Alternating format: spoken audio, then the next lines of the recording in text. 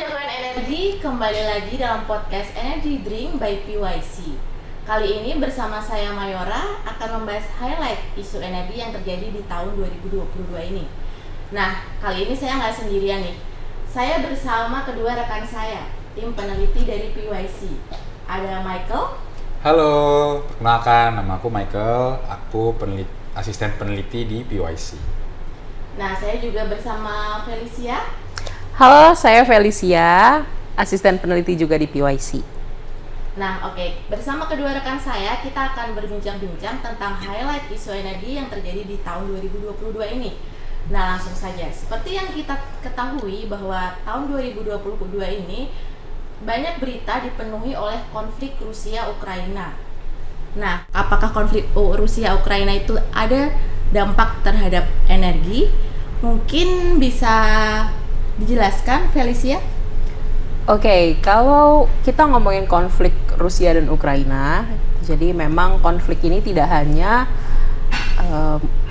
tentang geopolitik ya, gitu. Jadi tidak hanya tentang geopolitik, tapi juga berdampak bagi ekonomi, kemudian juga sektoral seperti sektor energi maupun sektor pangan juga itu ada dampaknya.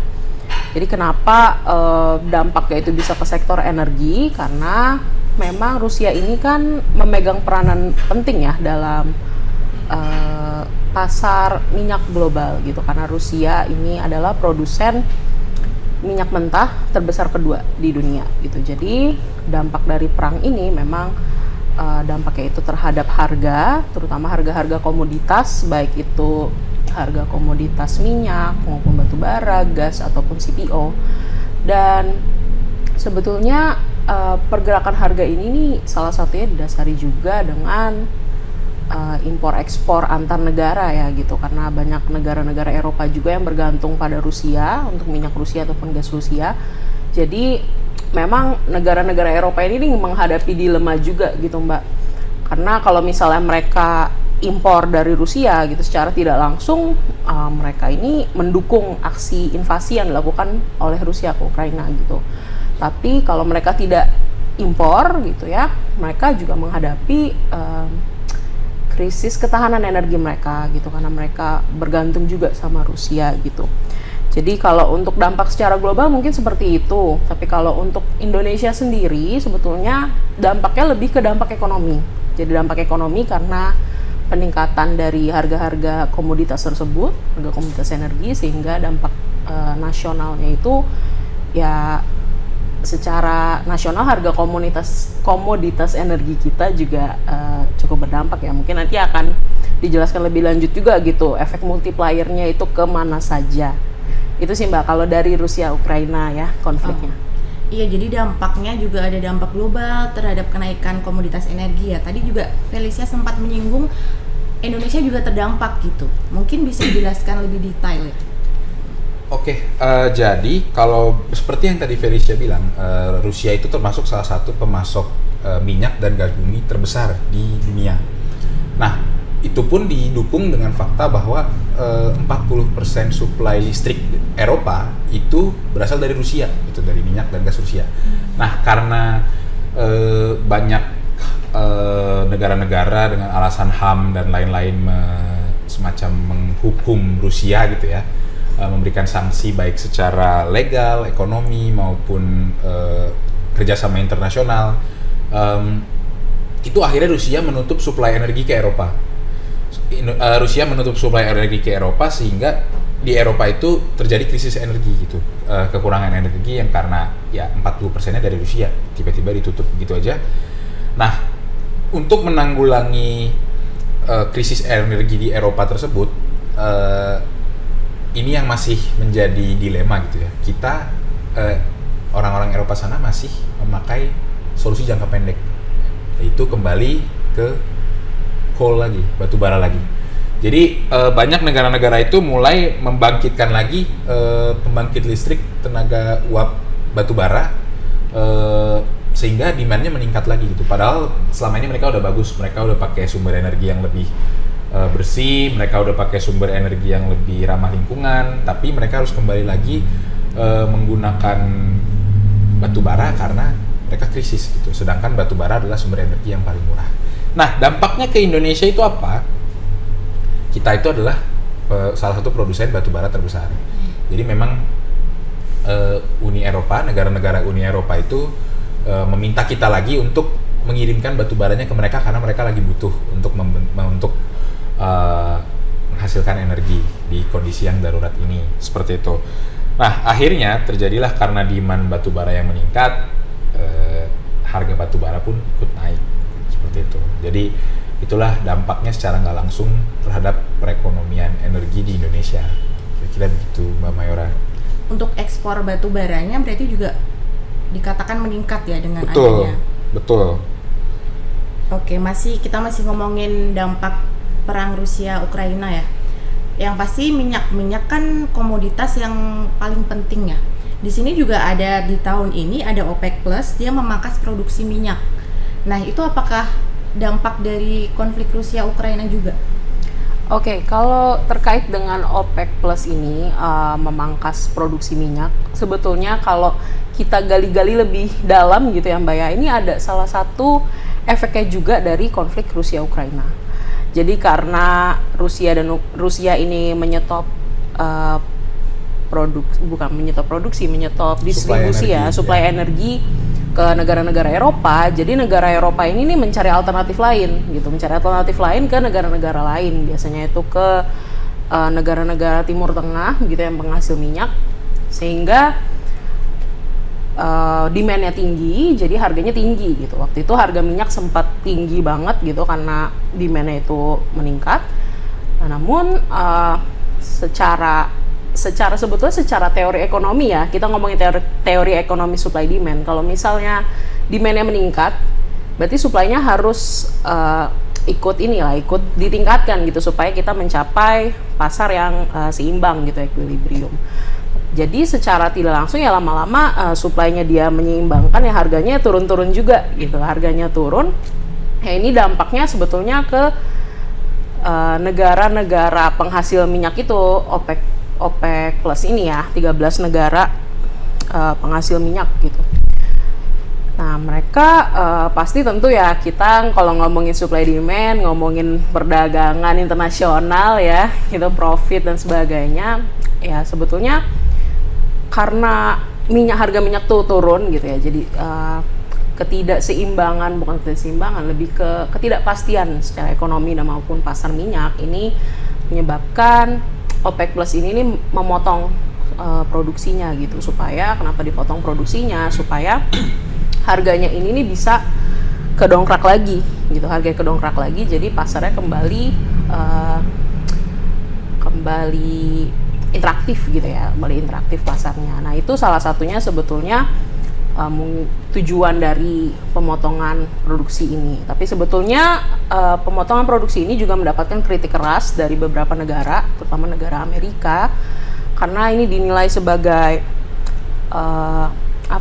aksi yang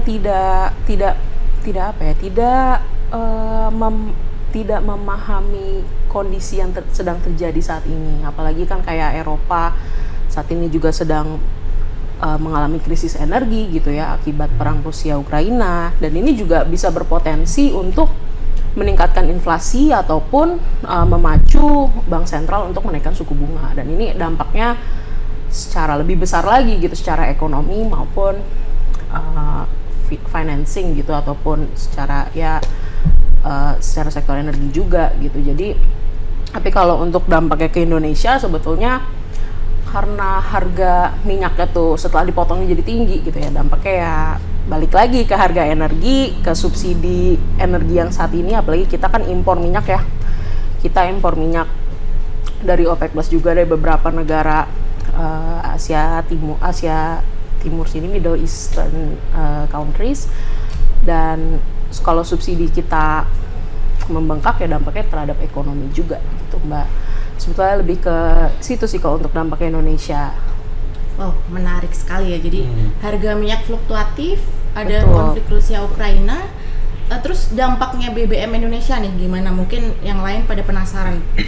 Ya, kalau tadi kita udah bahas batu bara ya, karena yang kita secara ekonomi itu ditarik semua batu baranya sama negara-negara Eropa. Terakhir itu sampai harga batu bara itu 450 US dollar per ton. Itu udah naik jauh banget.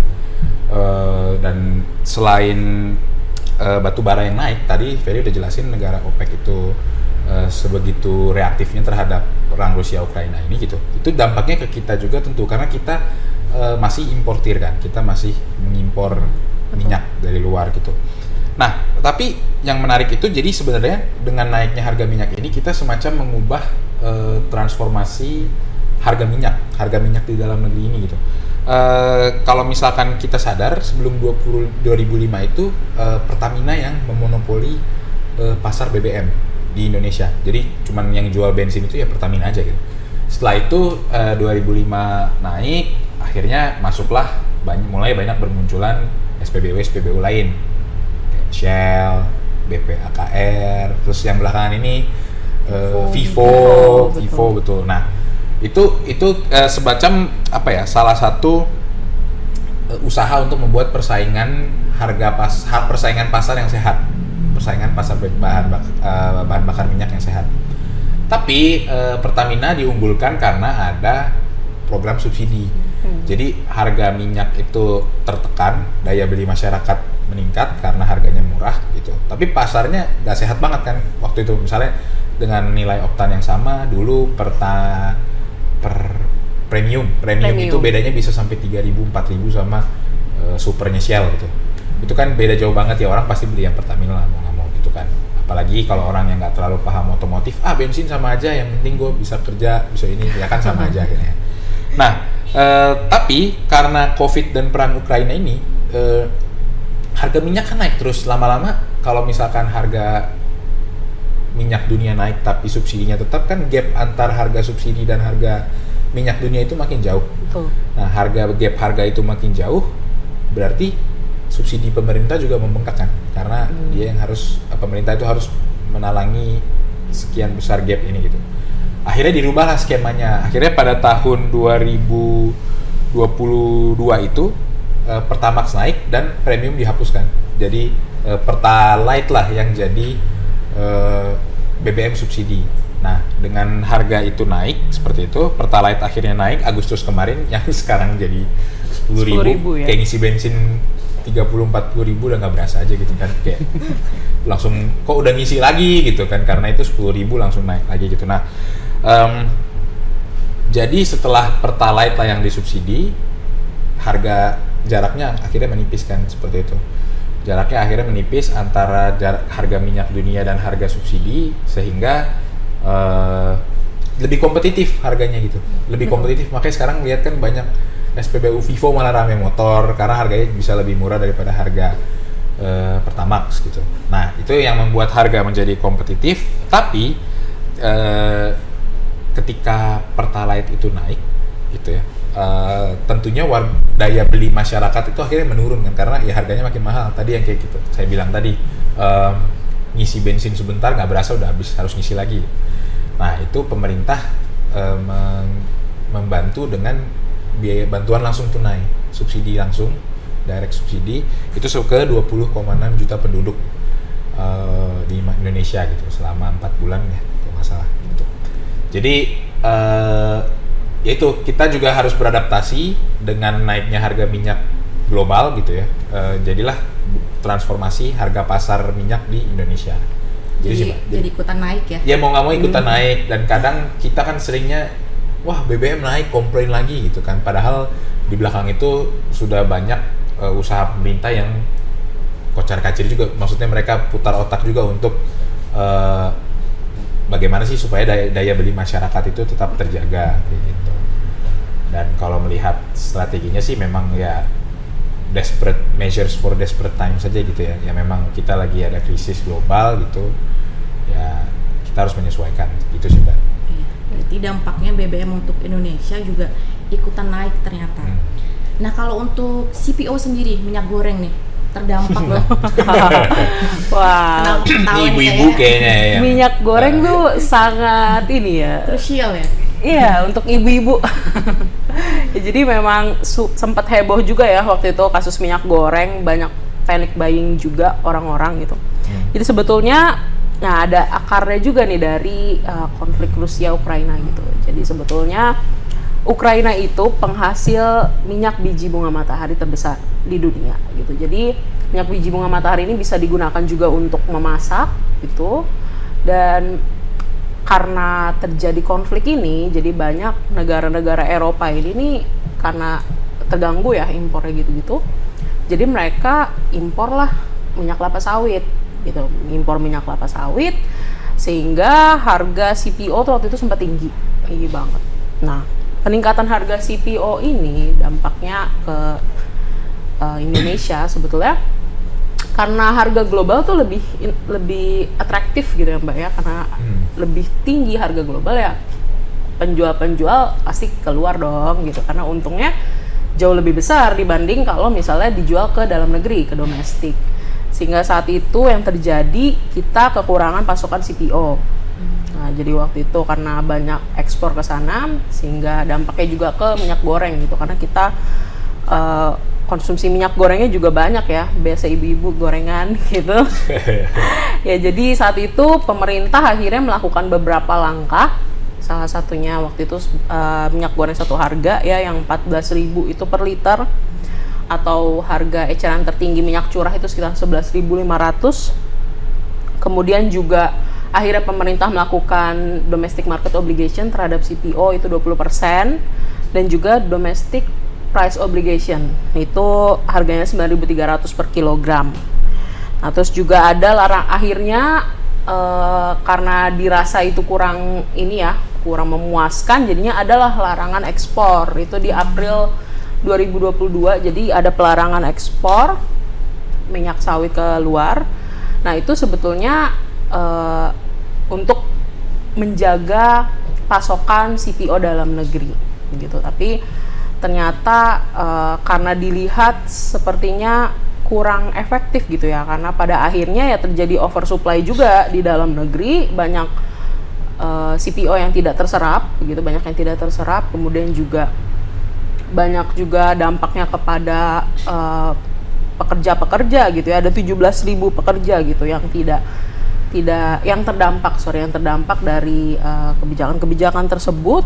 Dan juga karena oversupply itu juga dampaknya ke harga buah tandan segar dari palm itu ya, itu jadi menurun itu sampai di bawah Rp1.000 per kilogram. Jadi akhirnya kebijakan itu dihapuskan, jadi larangan ekspornya dibuka lagi sama pemerintah itu bulan Mei tahun 2022. Itu kalau untuk yang CPO, Mbak. Ya, berarti harga minyak goreng naik juga karena konflik Rusia Ukraina nih. Menarik banget ya, dari konflik yang global dia bisa menyasar sampai ke level mikro, sampai ke harga gorengan loh Mbak. Nah, sampai ke harga gorengan. Dari 1.000 jadi 5.003. Nah, dari perang ke gorengan. Jauh ya, tapi bisa gitu. Nah, tadi juga Feli sempat menyebut tentang larangan ekspor CPO. Nah, kita juga di tahun ini kita juga banyak diperbincangkan nih larangan ekspor batu bara. Nah, itu gimana ceritanya? Apakah sampai sekarang larangan ekspor atau yang berapa hari itu? Ya, jadi ya ini di awal tahun terjadi ya. Jadi memang di akhir 2021 itu memang selain CPO ya yang tadi dipermasalahkan itu, di akhir tahun 2021 itu jadi gini, tahun 2020 kan kita COVID ya. COVID itu kita di satu sisi tidak mengeluarkan banyak bahan bakar, tapi di satu sisi kita memerlukan banyak listrik karena kita di rumah aja. Jadi yang jelas penggunaan listrik meningkat, tapi harga jadi ketika setelah selesai COVID, ketika semua industri mulai bergerak lagi gitu, itu batu bara tuh diperlukan banyak banget itu, sehingga secara global pun kebutuhan batu bara itu sangat meningkat jauh seperti itu. Nah, jadi Indonesia ini kan salah satu produsen batu bara yang besar juga gitu ya, yang banyak banget, dan tentu saja kita juga bisa mengekspor dan menjadi salah satu supplier batu bara secara global gitu. Tapi ingat yang tadi Felicia bilang, jangan lupa bahwa ada kewajiban untuk memenuhi kebutuhan dalam negeri. Nah, kebutuhan dalam negeri itu gimana sih? Jadi harga batu bara jika dijual di dalam negeri untuk PLN sebagai supplier listrik utama Indonesia itu dipangkas jauh lebih rendah. Nah, kenapa harus dipangkas jauh lebih rendah? Supaya daya beli masyarakat tetap terjaga. Jadi gini, jadi harga batu bara per ton untuk domestic market obligation itu cuma $70 per ton. Nah, dengan biaya dengan biaya sekian $70 per ton itu, PLN akan dapat mempertahankan biaya produksi. Nah, biaya produksinya jadi tetap rendah, tetap stabil, sehingga dengan biaya produksi itu PLN nggak harus jual listrik dengan harga yang mahal. Seperti itu. Jadi kita juga bisa menikmati listrik yang murah, yang terjangkau gitu. Nah, tapi kan di luar lagi krisis nih, mereka perlu batu bara juga gitu. Jadi karena ya seperti yang tadi Ferry bilang, hukum ekonomi aja gitu. Demand meningkat tapi supply-nya berkurang, ya harganya jadi naik. Jadi sangat menggiurkan harga di luar itu gitu.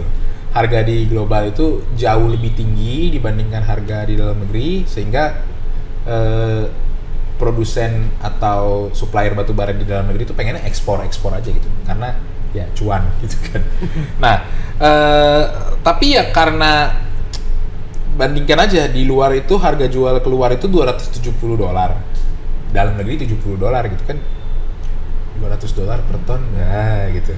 Menggiurkan. Nah, makanya orang pada mau keluar sampai lupa bahwa mereka supplier itu wajib memberikan 25% produksi tahunannya ke Indonesia, ke PLN in this case gitu. Nah, itu yang dimarahin kayak apa? Itu yang dilarang lagi. Pemerintah itu semacam melarang ekspor dulu selama sebulan. Tuh, jadi ketika pasar global, bayangin aja ketika pasar global lagi butuh, kita dilarang ekspor sebulan gitu. Negara itu banyak yang teriak-teriak, negara lain. Bahkan Jepang itu sampai semacam memohonlah ke pemerintah Indonesia lewat duta besarnya gitu. Untuk tolong dong jangan lama-lama di ban-nya gitu. Ya akhirnya dengan itu setelah 11 hari larangannya dicabut. Jadi itu cuma bertahan 11 hari aja di awal tahun ini. Nah, apa yang bisa kita ambil dari sini itu sebenarnya harga evaluasi lagi ya ulang harga DMO gitu. Jangan sampai kita berusaha untuk mempertahankan harga listrik semurah itu, tapi kita lupa bahwa harga itu sudah sangat tidak kompetitif gitu. Harga DMO itu sudah sangat tidak menarik bagi para supplier, bagi para industri batu bara gitu ya, tambang batu bara udah sangat tidak menarik, dan kita harus evaluasi. Sehingga kalau misalkan kayak gitu, batu bara tetap murah, jadi nggak kompetitif harga untuk, nah ini kita mulai bahas ke renewables gitu ya. Renewables kan kita tahu masih mahal banget harga satuan per kWh-nya.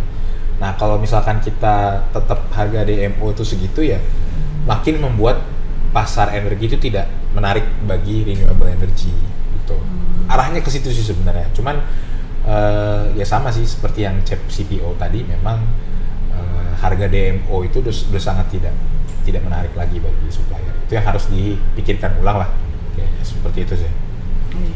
Menyambung ke bagian renewable energy ya, kita juga tadi sempat disinggung juga bahwa batu bara itu harus memenuhi kebutuhan domestik. Betul. Nah, ini ada kaitannya nggak sih sama konversi LPG ke DME, atau apalagi tahun ini juga ada himbauan untuk mengkonversi LPG ke kompor listrik.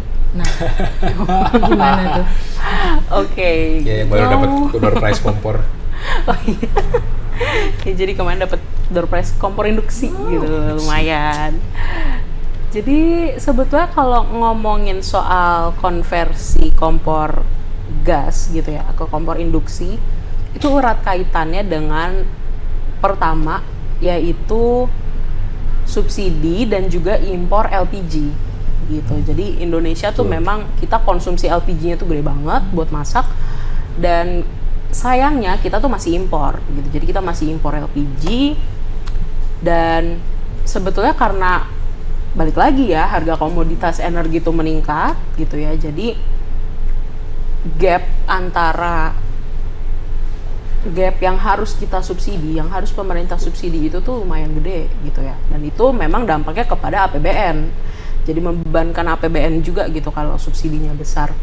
Nah, sementara di sisi lain kita tuh punya isu oversupply listrik gitu. Jadi PLN punya isu oversupply listrik yang dimana ini juga menjadi concern juga gitu ya. Dan kita akhirnya cari solusi lah gimana nih gitu ya supaya di saat bersamaan bisa nge-push impor dan juga subsidi LPG, tapi kita juga bisa mengatasi si oversupply listrik itu. Keluarlah akhirnya istilah ide untuk mengkonversi lah nih dari kompor LPG ke kompor induksi gitu. Tapi sayangnya akhirnya waktu itu PLN mengumumkan bahwa kegiatan ini ataupun rencana program ini ini akhirnya dibatalkan. Aduh, sayang banget akhirnya dibatalkan. Tapi ya memang sebelum akhirnya dibatalkan ini tuh ada juga beberapa isu-isu dan concern-concern yang beredar di masyarakat. Ya, pro dan kontra lah ya. Pro dan kontra, betul. Jadi memang kalau dari segi pemerintahan sendiri gitu ya, karena ini ada kaitannya dengan subsidi juga, berarti kan subsidinya harus bertransisi nih dari subsidi LPG, transisinya ke subsidi kompor listrik gitu. Kenapa kompor listrik ini harus disubsidi? Karena memang yang disasar saat itu dalam programnya adalah konsumen-konsumen yang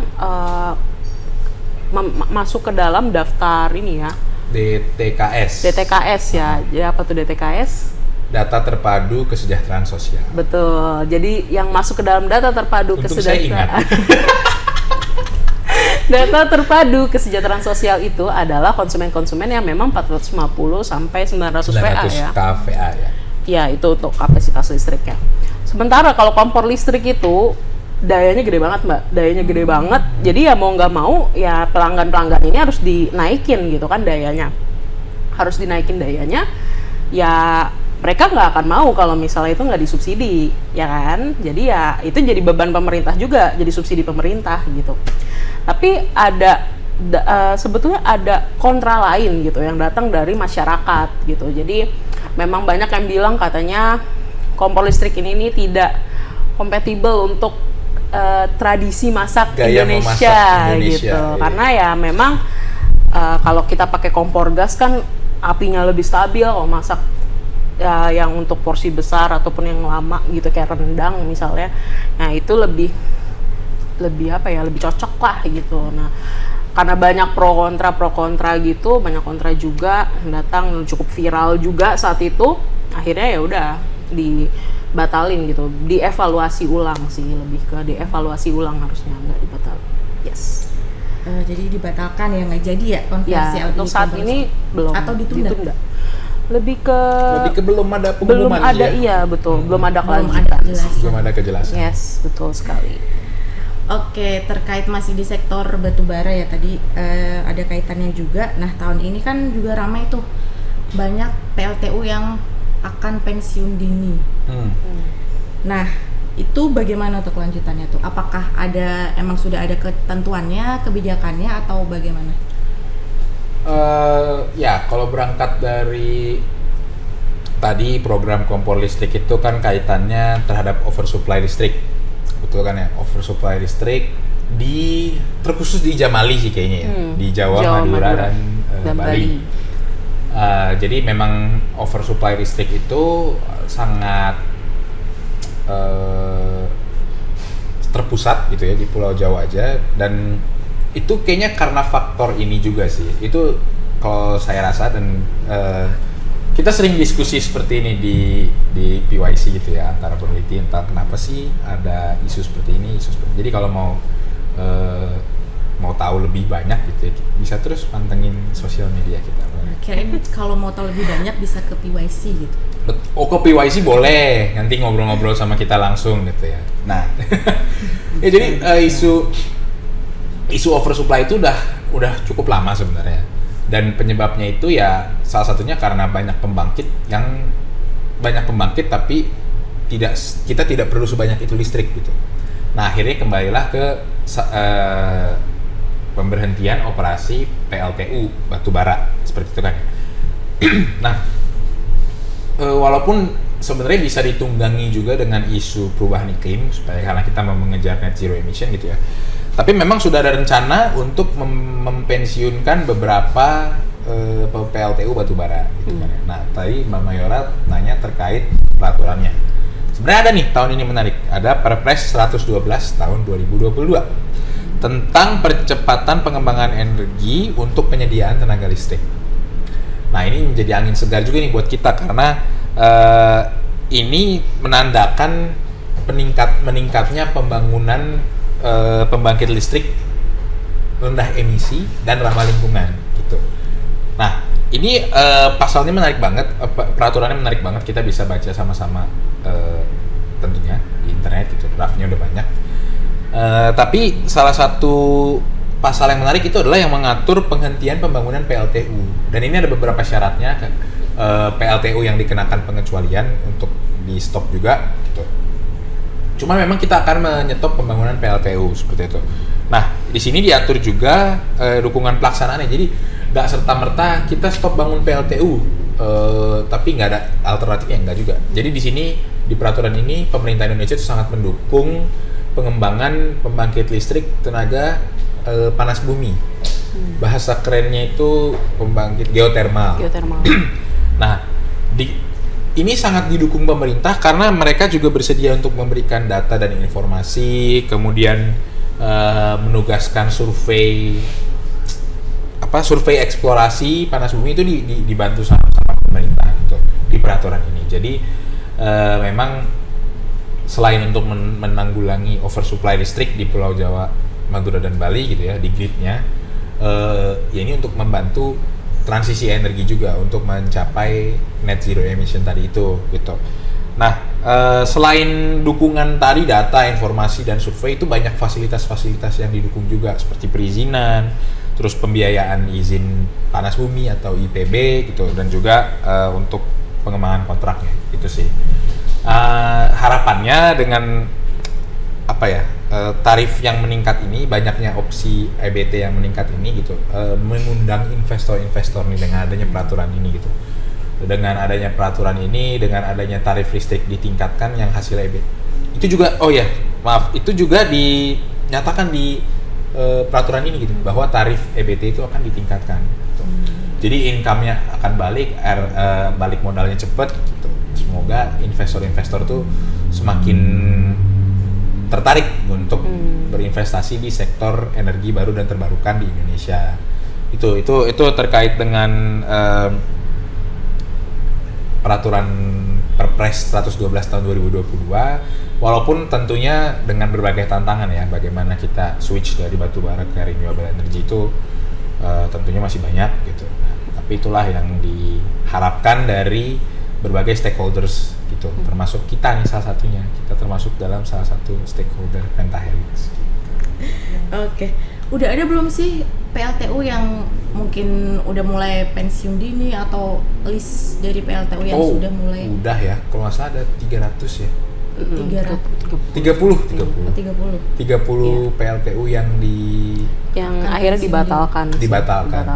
Tapi kalau pensiun dini itu lebih ke, karena kita nggak mungkin semuanya kita shutdown, itu tidak mungkin, karena renewable juga harus siap juga belum gitu ya untuk lah dengan betul. Tapi jadi akan shutdown itu akan bertahap gitu Mbak. Jadi sampai nanti betul-betul kita akan lepas dari batu bara di tahun 2060. Nah, itu juga karena kita nggak bisa lepas dari batu bara 100% ya, karena kita harus memperhatikan daya beli masyarakat juga.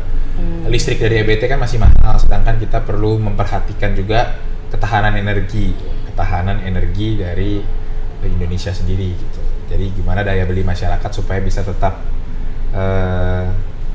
membeli energi dengan harga murah.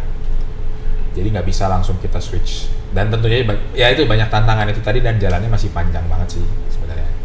Tapi udah ada aksi-aksi konkret lah dari pemerintah, setidaknya itu yang harus diapresiasi. Pastinya bertahap. Betul. Bertahap. Betul.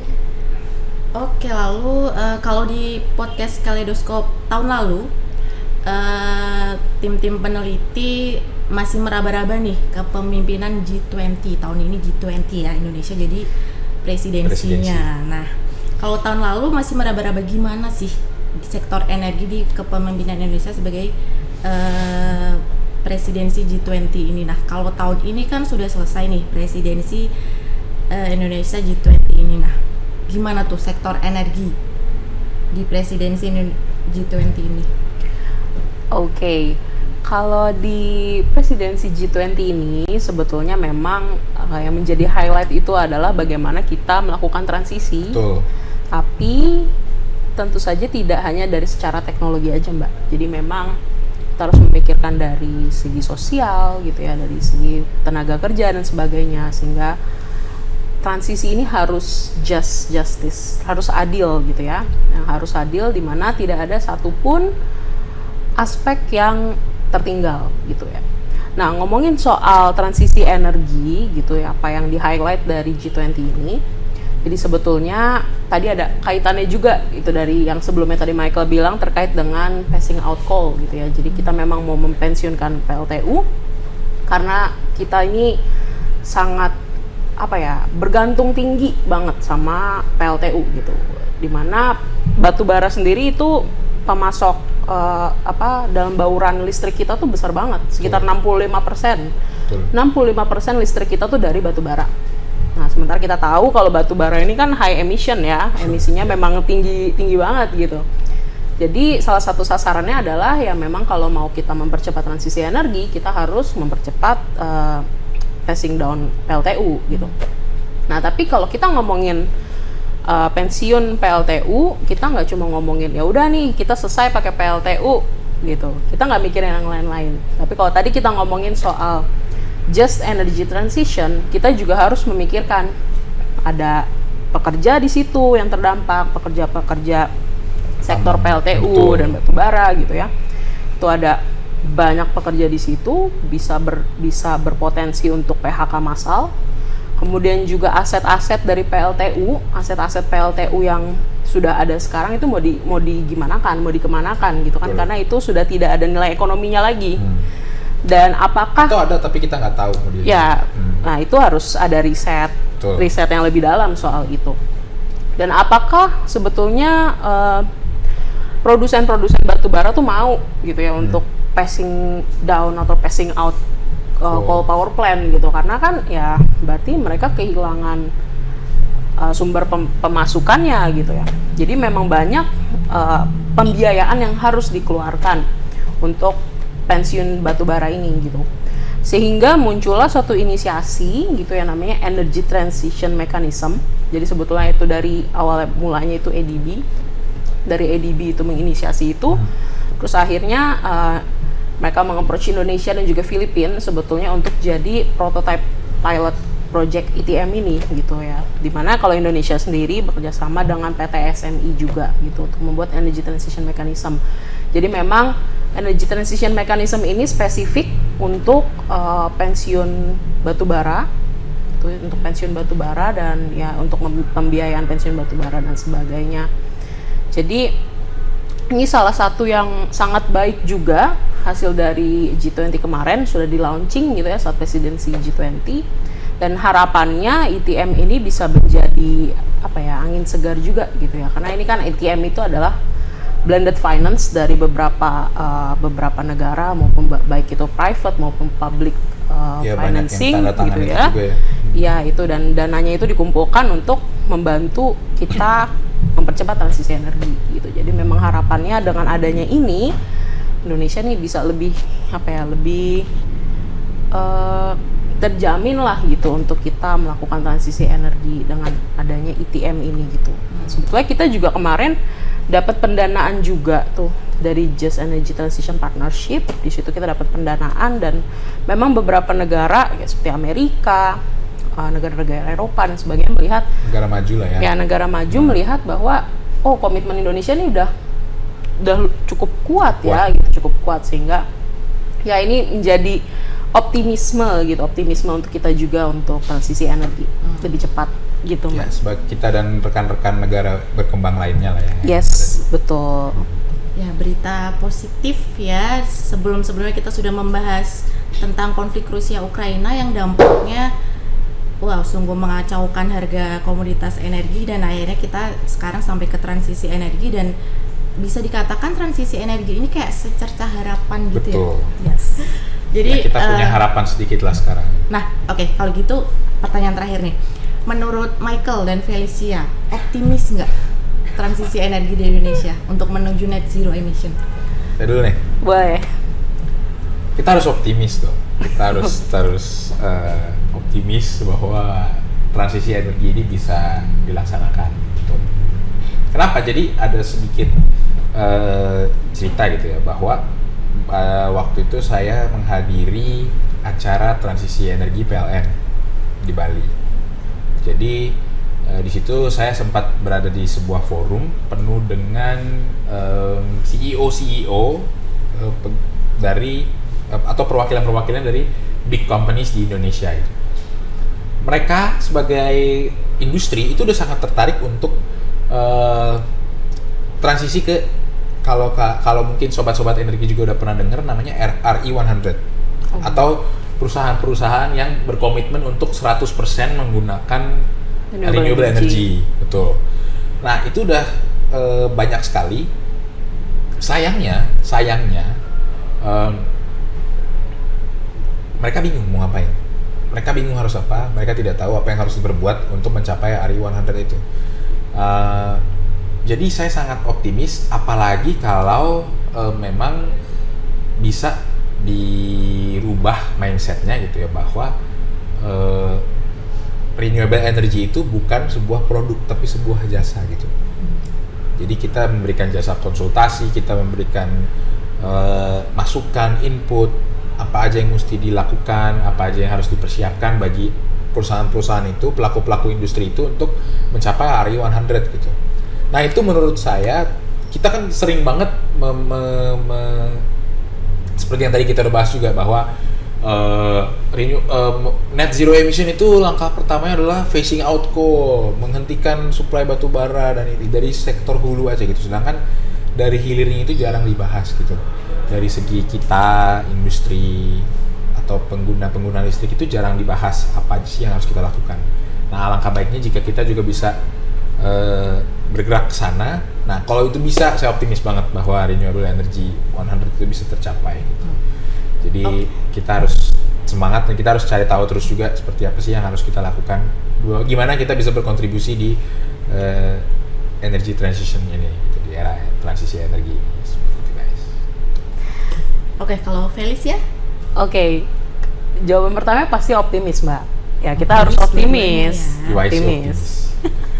Tapi aku paling melengkapi aja apa yang diomongin Michael ya. Kalau tadi Michael bilang kita tuh fokusnya kebanyakan di hulu gitu ya, sementara hilirnya itu kita kurang di highlight gitu di hilir.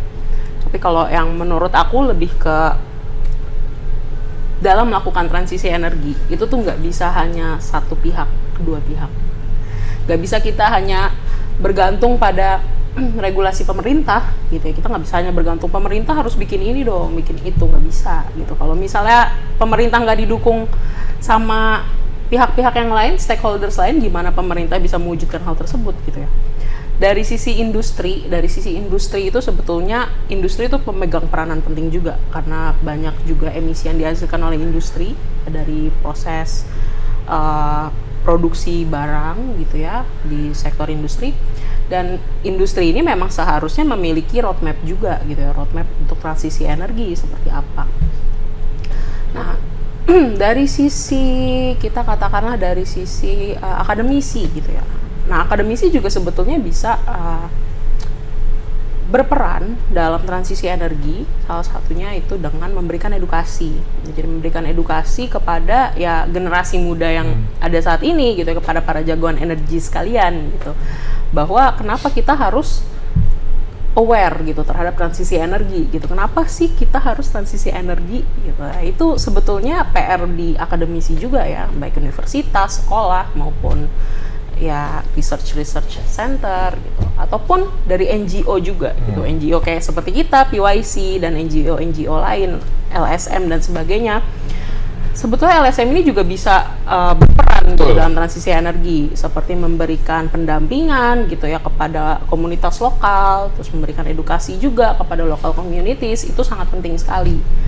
Dan kepada para masyarakat juga gitu. Karena kalau semuanya udah bergerak, masyarakat yang gak ada dukungan dari masyarakat gitu ya, bagaimana kita bisa mewujudkannya gitu. Jadi masyarakat juga memang penting gitu untuk mendukung aksi-aksi transisi energi.